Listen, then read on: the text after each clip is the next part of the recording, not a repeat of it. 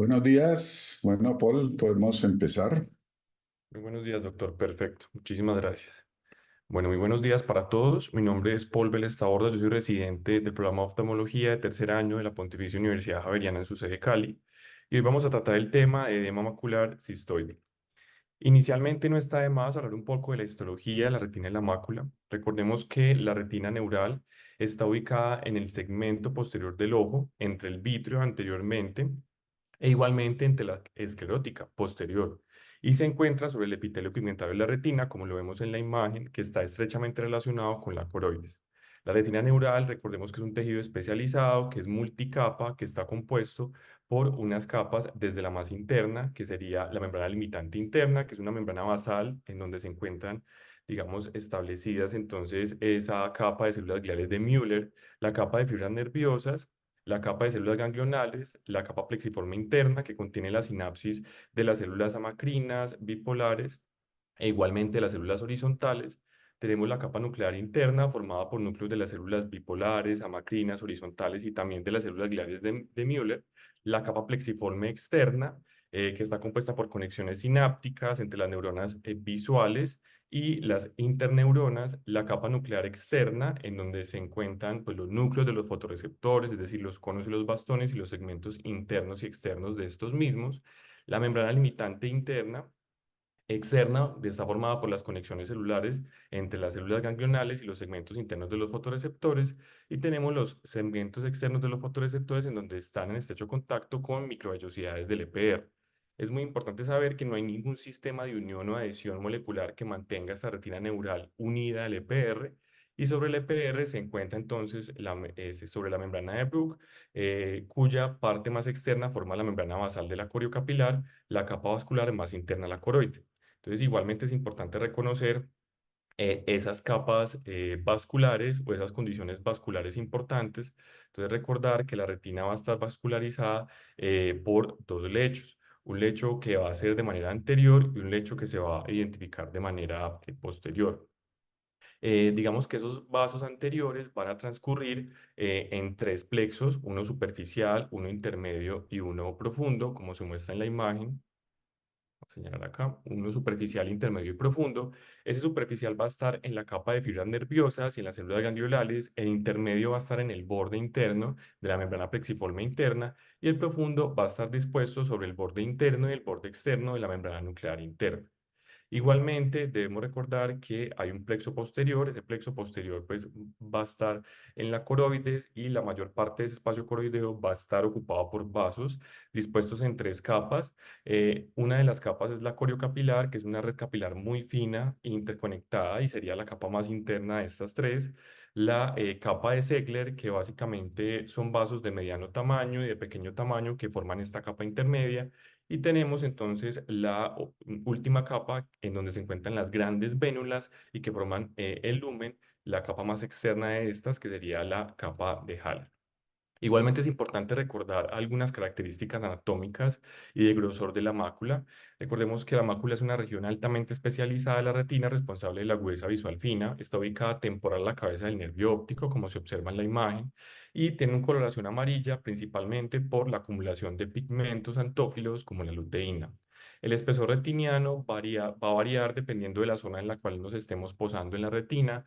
Digamos que el espesor retiniano medio es de 210 micras, sin embargo, en la retina periférica extrema vamos a encontrar grosores de hasta de 100 micras que van a ir aumentando hasta 450 micras en la región perimacular, y cuando lleguemos al centro de la fobia ya nos vamos a encontrar con un grosor que puede ser de 130 micras en el centro de la depresión foveal.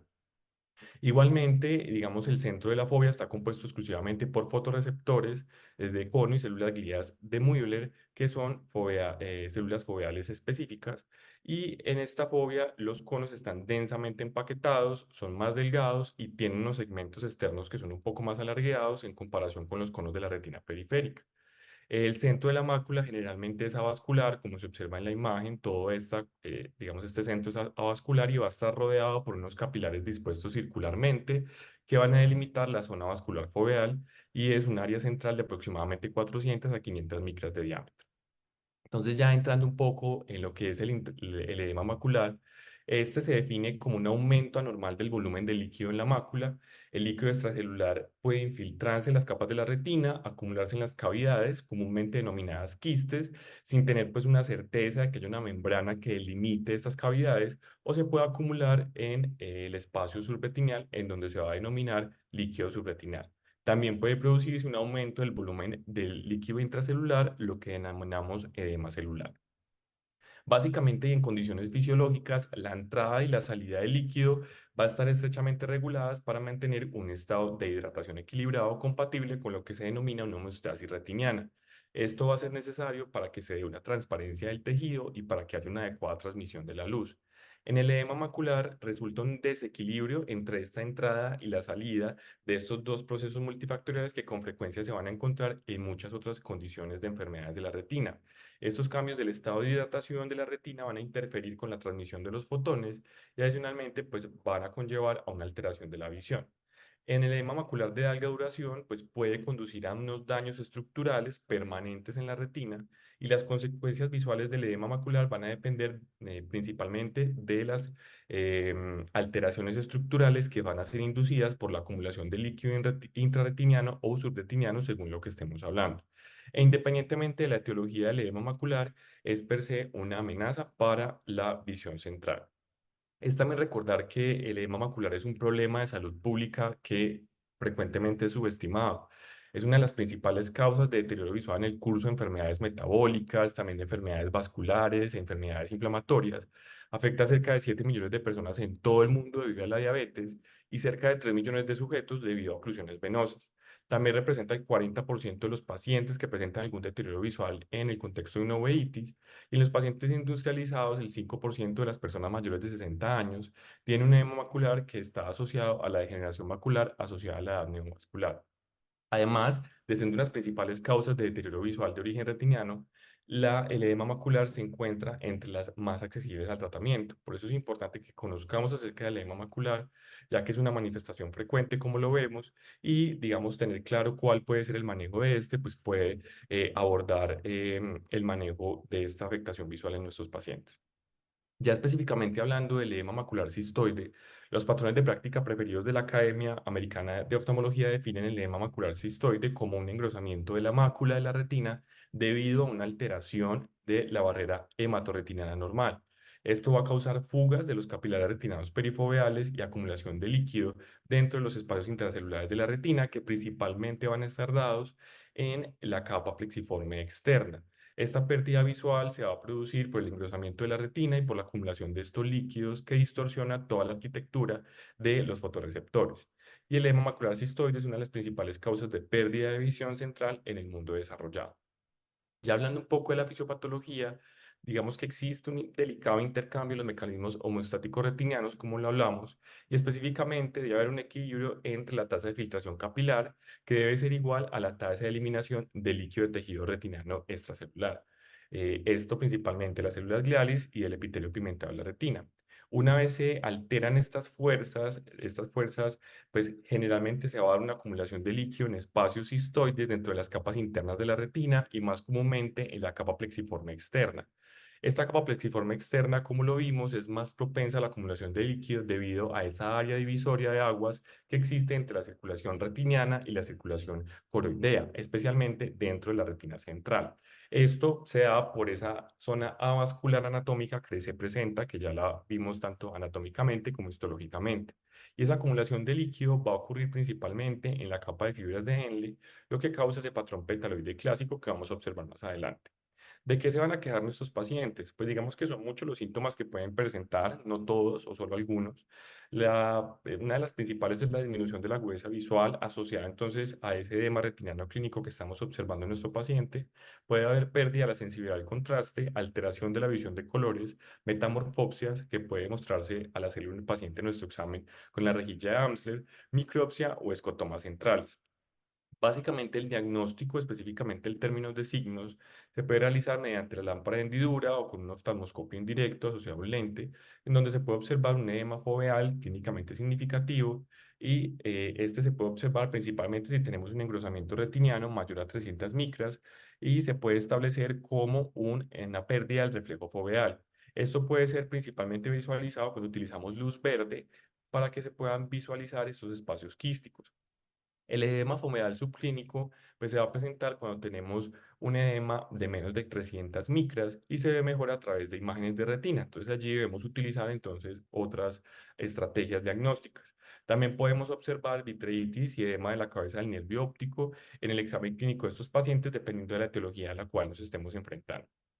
Nos podemos apoyar de la fotografía del fondo de ojo en color, donde se van a mostrar, como vemos en esta imagen, unos quistes interretinianos dentro de la región perifoveal de la mácula con importante pérdida del brillo central. Este se da por entonces la acumulación de líquido en la capa Enle que estábamos hablando, que da ese patrón en panal de abejas que vemos en la imagen, muy característico del edema macular cistoide. Adicionalmente a eso nos podemos apoyar de la angiografía fluoresceínica, que sabemos que estudia la circulación de la retina y la coroides. En las fases tempranas lo que podemos ver es dilatación capilar en la región perifoveal y ya en fases tardías, que pueden durar de 5 a 15 minutos, se pueden observar la fuga de los espacios cistoides que se atribuye pues radialmente en la capa Enle, formando un patrón clásico de fulva petaloide que vemos en la imagen o una apariencia de punto expansivo. La tomografía de coherencia óptica básicamente nos puede mostrar primero cuál es el engrosamiento que está presentando nuestra mácula en ese momento y cuáles son las zonas que se están generando. Adicionalmente a eso, pues observamos entonces de manera interretiniana esos quistes interretinianos de baja refractividad que se están presentando especialmente en la capa plexiforme externa. Y además de eso, podemos observar otras condiciones en el OCT que nos expliquen la etiología del edema macular cistoideo. Por ejemplo, anomalías en la interfaz vitriomacular, como por ejemplo pueden ser tracciones vitriomaculares o membranas epirretinianas a través de una banda hiperreflectiva que se puede observar en la superficie interna de la retina. En este caso, también inclusive podríamos observar líquido subfoveal en pacientes donde tenemos ya un edema macular cistoideo avanzado. ¿Cuáles entonces los factores de riesgo para que los pacientes presenten fuga en una angiografía fluoresceínica? Hay una memotecnia que se utiliza internacionalmente, que es la memotecnia de Prevens, en donde tenemos pues varias etiologías, en donde podemos identificar entonces esos factores de riesgo para tener una fuga en la angiografía fluoresceínica. Tenemos entonces como en la diabetes, la epinefrina, la parsplanitis uveitis, la retinosis pigmentaria, el síndrome de Irving-Gass, la oclusión venosa, la prostaglandina de 2, nicotina y niacina y como ese, surgery de cirugía. Entonces hablé un poco acerca de cada uno de ellos. El edema macular diabético se asocia a la filtración de microneurismas y capilares retinianos que causan anillos iniciados de exudados duros o depósitos de lipoproteínas. El estudio de tratamiento temprano de la retinopatía diabética define el edema macular clínicamente significativo como cualquier engrosamiento de la retina dentro de los 500 micras del centro foveal, exudados duros de los 500 micras del centro foveal que están asociados con engrosamiento de la retina adyacente que puede estar a más de 500 micras del centro foveal y un área de engrosamiento de la retina en menos de un área de disco, cualquier parte de la cual está ubicada dentro de un área de disco del centro foveal. Igualmente, un estudio con respecto a la epinefrina examinó mediante angiografía fluoresceínica 128 ojos glaucomatosos afáquicos consecutivos de 91 pacientes y indicó que cerca del 28% de los ojos afáquicos tratados con gotas de epinefrina contra el 13% de los ojos afáquicos que no fueron tratados con epinefrina desarrollaban edema macular cistoideo. Y además, la resolución del edema macular cistoideo se produjo con el cese de las gotas de epinefrina.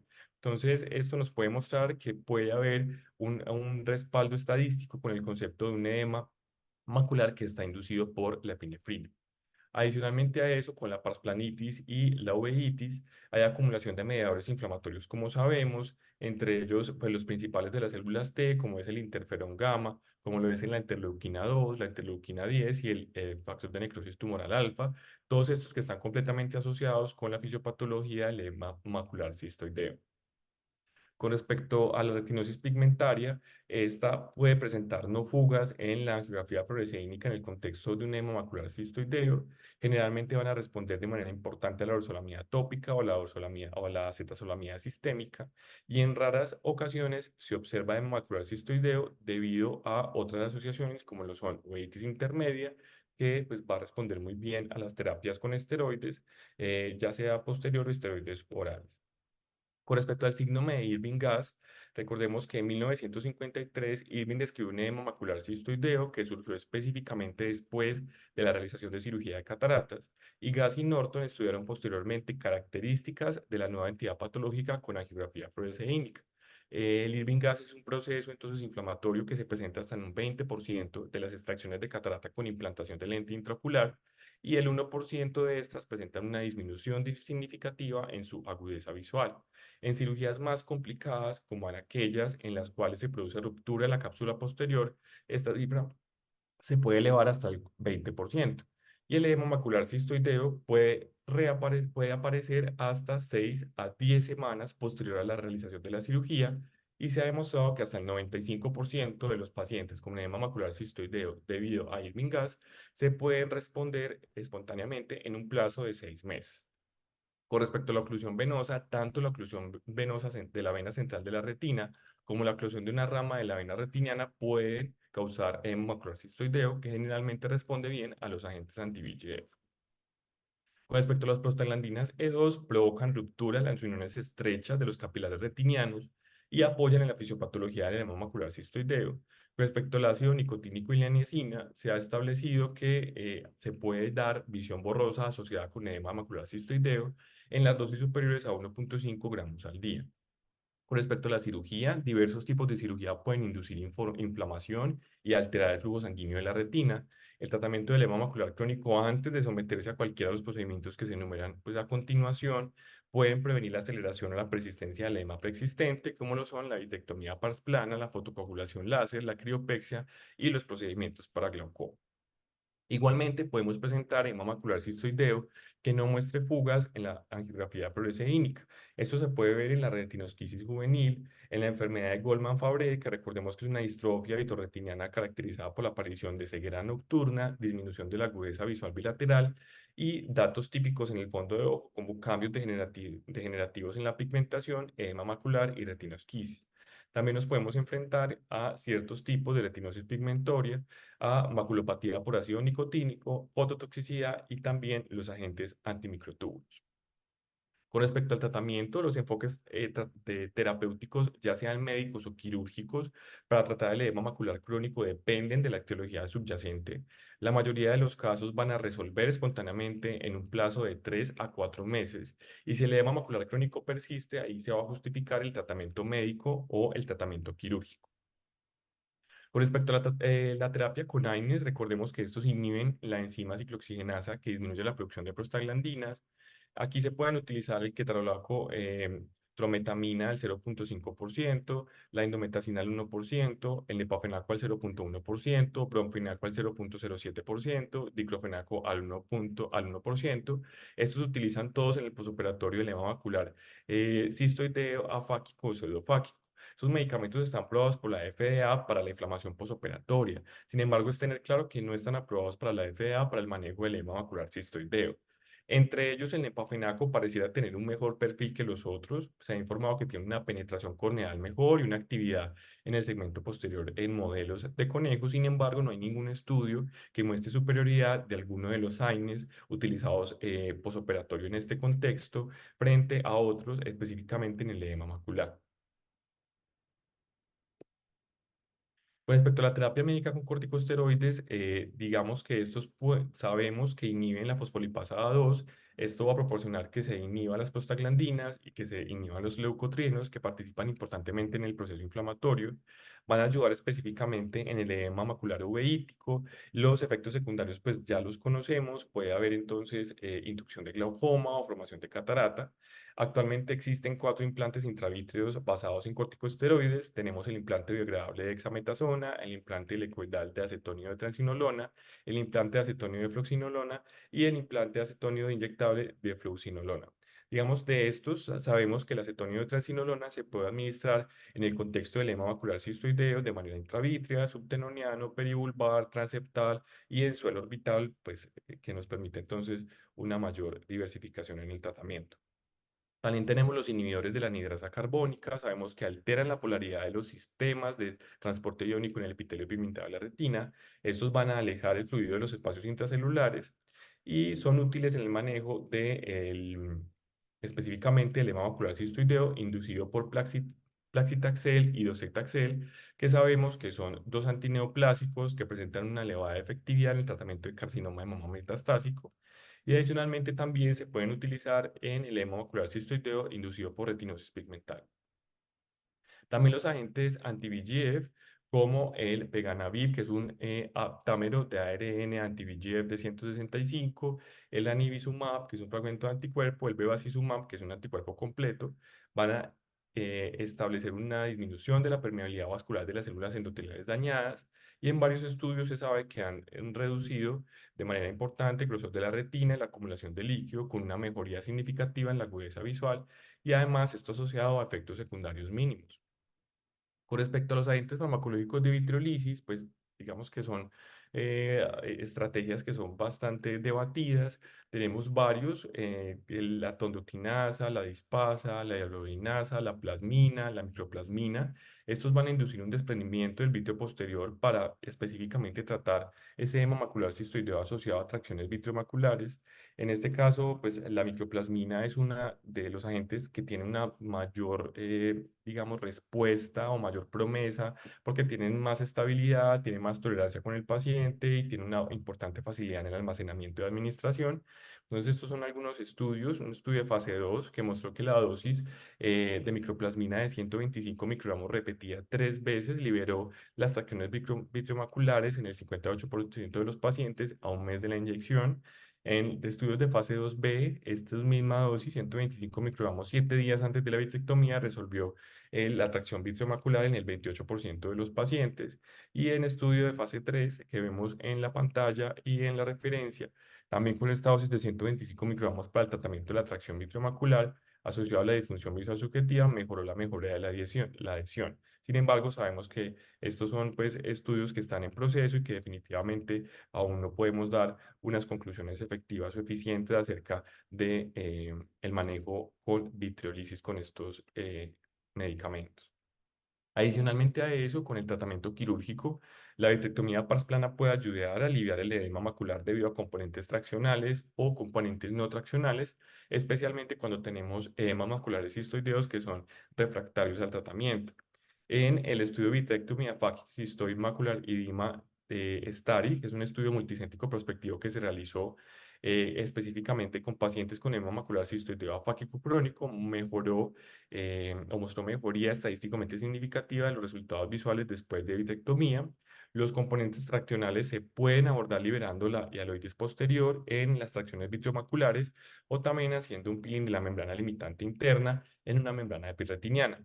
Y aunque, digamos, este peeling de la membrana limitante interna en el edema macular cistoideo secundario a diabetes, a oclusión de la vena central de la retina, a secundario al edema macular uveitíco, inclusive en los pacientes con retinosis pigmentaria, ha demostrado una mejoría anatómica, pues los resultados de agudeza visual realmente no son concluyentes, por lo cual pues no se puede establecer una conclusión o no comparar específicamente la agudeza visual.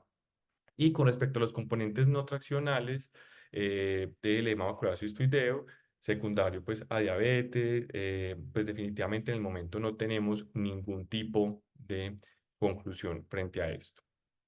Con respecto al pronóstico, entonces el edema macular quístico suele ser autolimitante, se resuelve espontáneamente en un plazo de 3 a 4 meses y según la etiología, la resolución del edema se puede dar mediante diferentes opciones médicas o finalmente si estas opciones médicas pues no son efectivas, pues llevar al paciente a procedimientos quirúrgicos. Si el edema es crónico, es decir, que se lleva más de 6 a 9 meses, pues puede producir un daño permanente en los fotorreceptores con adelgazamiento de la retina y generar pues zonas de fibrosis. Bueno, eso es lo que les traía para la mañana de hoy frente al edema macular cistoideo. Muy bien, Paul, muy buena revisión, muy bien presentada. Muchas gracias por el trabajo. Eh, yo tengo algunos comentarios. Uno es que en la práctica veo mucho que es un término que se usa con mucha facilidad por parte de los oftalmólogos. y no necesariamente para describir cualquier cosa que pasa en la mácula. Y hay que tener en cuenta, como lo dijo muy bien Paul, lo que es edema macular. Edema macular es líquido intrarretinal. Pues con mucha frecuencia veo pacientes que remiten o les han hecho diagnóstico de edema macular y lo que hay es líquido subretinal.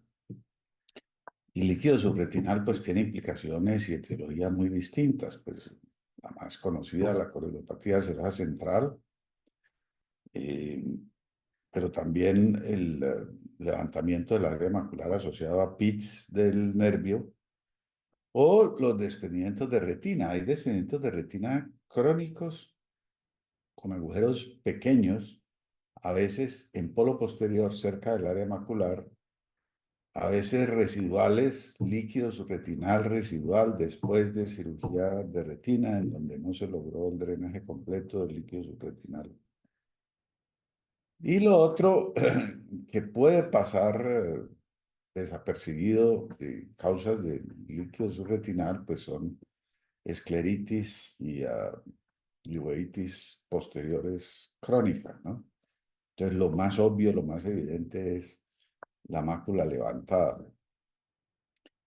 Ya hablando de edema macular propiamente, pues está buena la guía de todos los diagnósticos del acróstico, pero yo no sé, yo por lo menos no me acuerdo de los benditos acrósticos.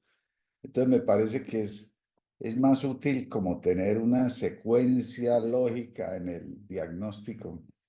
Y entonces ahí lo que yo uso es, la etiología está clara, ¿sí? O sea, usted sabe cuál es el problema primario, entonces retinopatía diabética, pues no hay duda, sabe que está ante una retinopatía diabética y el edema macular es uno de los componentes de la retinopatía diabética y no siempre el más importante. Lo mismo en oclusión venosa, usted sabe que está ante una oclusión venosa y el edema macular es parte de la manifestación, pero no siempre es lo más importante, hay muchos otros daños. Similar en uveitis, usted hace el diagnóstico, tiene claro que es una uveitis que está haciendo edema macular. Y en la degeneración macular relacionada con la edad, donde a veces pesa más el efecto de la membrana, de la fibrosis, de la sangre, que el mismo edema macular, el levantamiento, el engrosamiento de la retina. Lo mismo con cirugía, pues usted no es solo catarata, es cualquier cirugía intraocular. Y aunque lo más común es el Irving Gas después de cirugía de catarata y más de cirugía catarata complicada, agregaría yo mal manejada, donde no se hizo buena vitrectomía, que son casi todas. eh, También ocurre en cualquier otra cirugía, es mucho más raro. Hace poquito tuvimos una paciente, 8 años después de cirugía de retina hizo edema macular. ¿Tiene que ver con la cirugía? No tiene que ver, pues uno no sabe, pero ahí estoy lidiando con esa paciente sin saber muy bien cuál es el mecanismo. Entonces, pues hay unos casos en donde usted tiene muy claro qué es lo que está pasando, cuál es el diagnóstico primario, y en esos casos, a veces el edema macular, aunque uno lo trata y lo tiene en cuenta, no es el problema principal. Y la otra categoría es cuando es edema macular, solo edema macular aislado. Entonces, ahí se enfrenta usted ante un paciente pues, que no tiene una oclusión venosa, que no tiene diabetes, que no ha sido operado, que no tiene uveitis, que no tiene hemorragia, no tiene sino edema macular. Y ese edema macular, bueno, usted confirma que ese edema macular usualmente con un OCT, hoy en día, más que con una angiografía. Y el OCT le muestra en un porcentaje de esos casos de etiología, porque es el vítreo, ¿no? Entonces es tracción vitreomacular, contracción de la limitante interna, y ahí está la causa. Y ahí creo yo que los medicamentos, Paul lo mencionó, definitivamente no pegaron, pues han tenido muchos problemas, complicaciones, aparte del costo tan grande. Entonces, pues yo creo que por lo menos aquí seguimos tratando los pacientes fundamentalmente con cirugía, cuando la etiología es el vítreo. Luego están los medicamentos, y yo no me restringiría o no me restringo exclusivamente a epinefrina, nicotina, niacina, sino preguntarle al paciente sobre cualquier medicamento. Si coincide que inició el medicamento y inició la visión borrosa, sospechen que puede ser. Y sálganse solo de medicamentos pues éticos, y a veces la gente toma cosas muy raras y tiene efectos secundarios y tóxicos. Y finalmente, muy raro, muy esporádico, pues hay casos donde hay edema macular y uno no encuentra nada, ni medicamentos, ni vítreo, ni otras patologías, ni nada. Eso ocurre muy rara vez, pero sí existen pacientes con solo edema macular. Diría que es probable que con el tiempo canta un diagnóstico primario, le aparece algo al paciente, y entonces en ese caso el edema macular fue como la primera manifestación de una enfermedad que venía. Eh, Uno puede comenzar a tratarlo, a buscar hacer el diagnóstico diferencial, pero es probable que con el tiempo aparezca la causa. Y de tratamiento, el comentario que tengo es que definitivamente el Osurdex, pues en nuestra situación, que es lo único que tenemos de intravitrio, pues sí ha hecho una diferencia muy grande. ¿Sí? Siempre arrancamos con tópicos, sobre todo pues en los posoperatorios, donde no hay otras cosas que hacer. Y si no hay una respuesta rápida, yo diría 15 días, un mes, o Suplex es casi que la primera línea, sobre todo cuando la etiología es inflamatoria, ¿no? Cuando hay una uveitis, pues ahí no hay ninguna duda, y de hecho es el label, ¿no?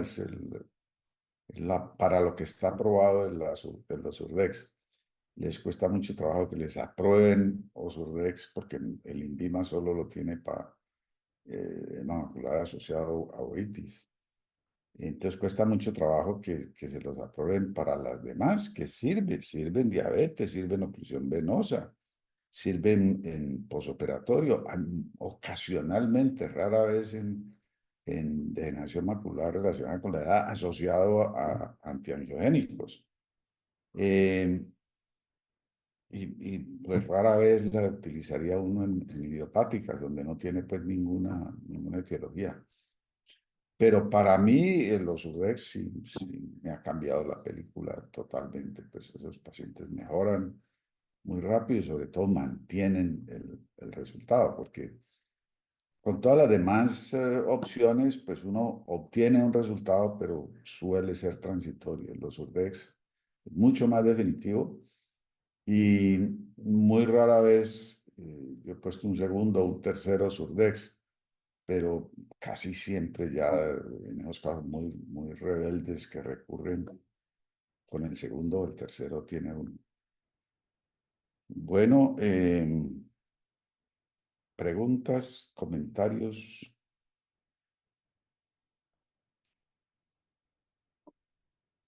No hay. Experiencias, frustraciones.